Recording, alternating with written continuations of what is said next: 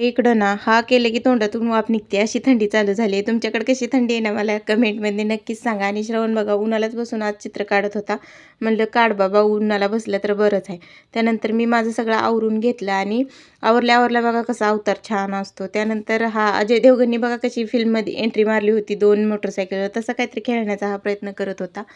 त्यानंतर मी माझं आवरून घेतलं आणि देवपूजा केली, कणिक मळून घेतली आणि भाजी तर बघा ही कालचीच होती. आणि भाजी जर ना हॉटेलमधली असेल ना तर सगळे खातात, पण दुसरी जर भाजी कोणती केलेली असली दुसऱ्या दिवशी कोणच खात नाही. त्यानंतर ह्यांना शाळेत सोडून आले आणि ह्यांच्या पिशव्या वागवायला मी असते.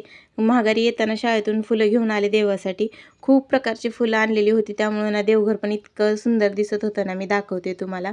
आणि सगळ्यांच्या ना आई पिशवी भरून देत असेल गावाकडून, पण आमच्या सासूबाईंनी मला ही पिशवी भरून दिली ती, ज्यात की या देशी काकड्या, मेथीची भाजी आणि दूध आणि घेवड्याच्या शेंगा दिल्या होत्या.